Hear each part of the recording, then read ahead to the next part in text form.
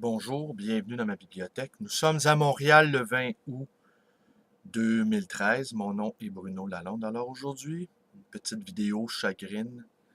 Il y a quelque temps, j'ai appris le décès d'un amour d'adolescent, d'une amour d'adolescent. Elle avait la petite cinquantaine.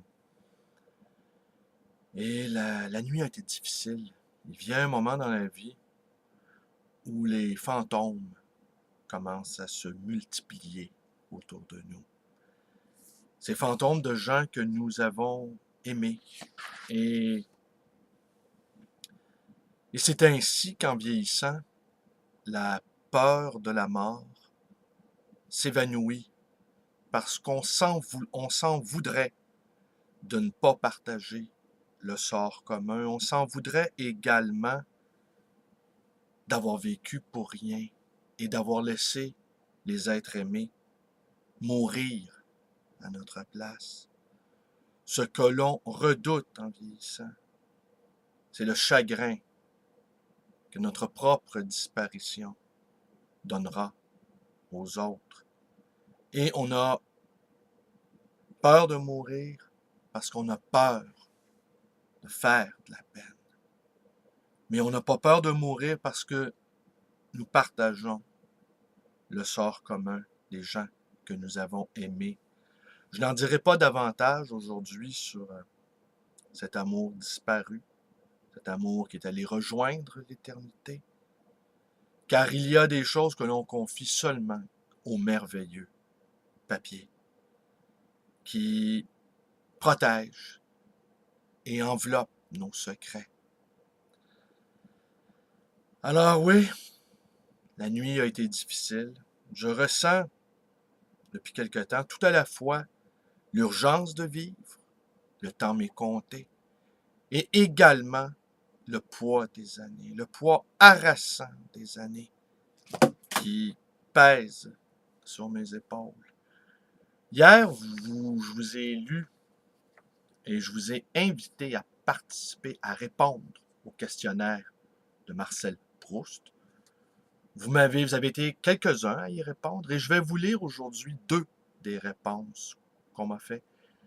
Je vous invite donc, ceux qui écoutent ma vidéo, à me répondre. Je suis bien curieux de savoir comment vous percevez.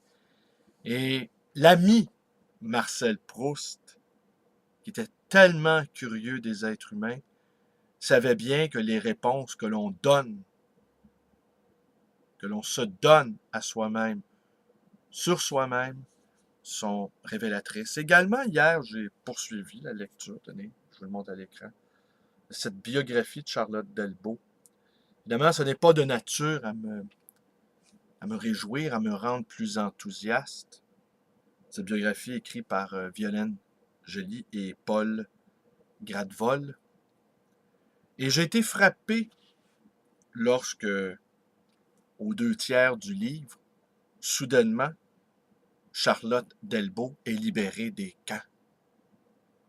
J'étais tellement enfoncé, enfoui dans cette lecture terrifiante de cette expérience des camps, un peu comme si mon imagination n'arrivait pas à croire qu'on pouvait finalement s'en libérer. Et soudainement, Charlotte Delbo est libre aux 2 tiers du livre.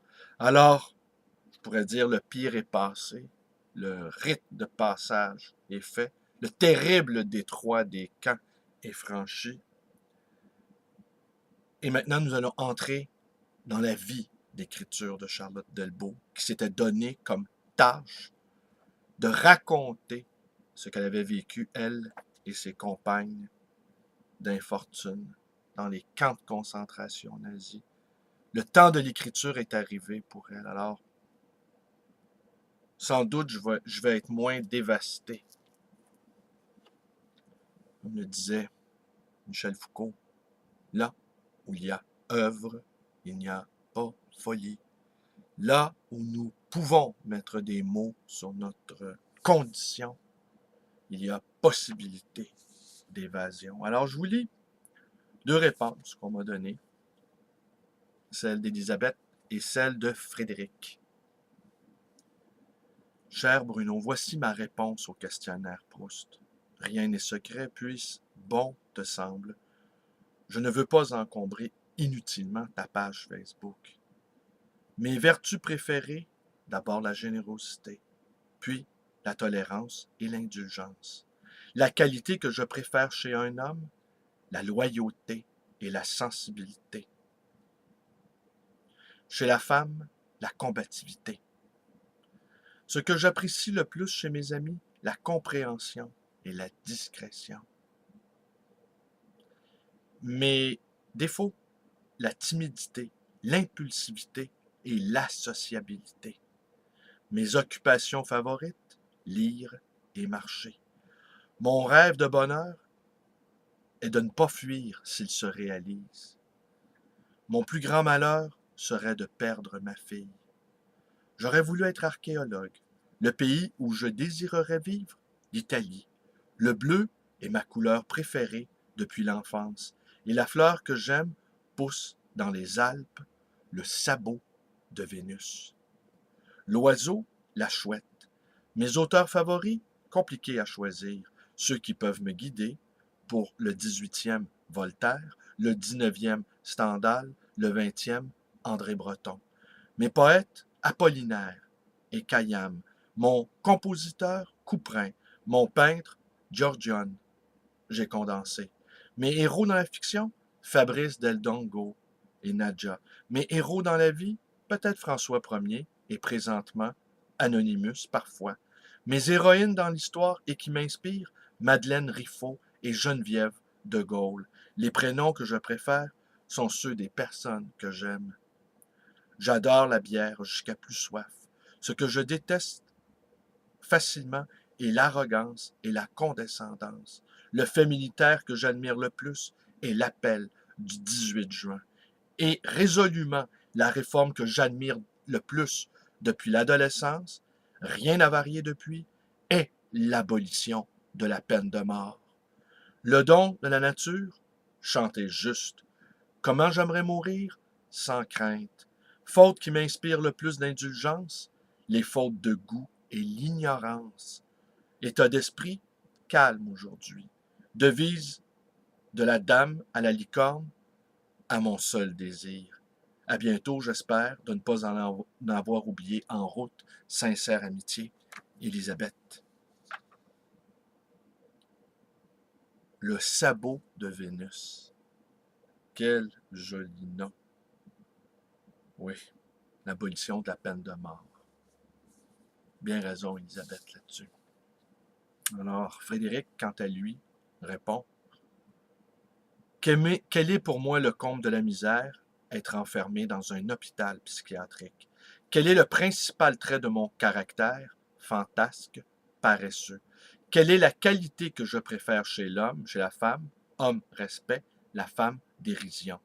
Quel est mon idéal de bonheur terrestre? Boire, manger, fumer, lire. Quelle est mon idée, quelle faute m'inspire le plus d'indulgence? Un acte subversif.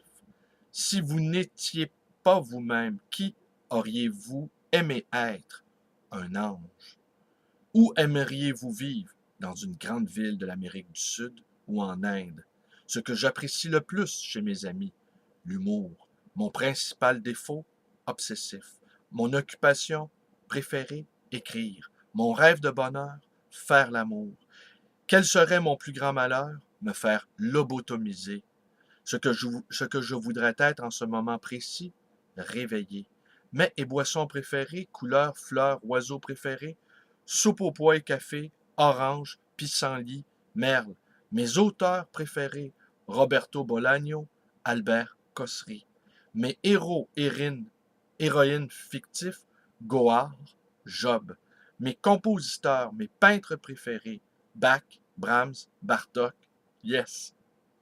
Le mot que je préfère, mon juron préféré, bigorné, tabarnak. Mes héros, héroïnes dans la vie réelle, je n'en ai pas.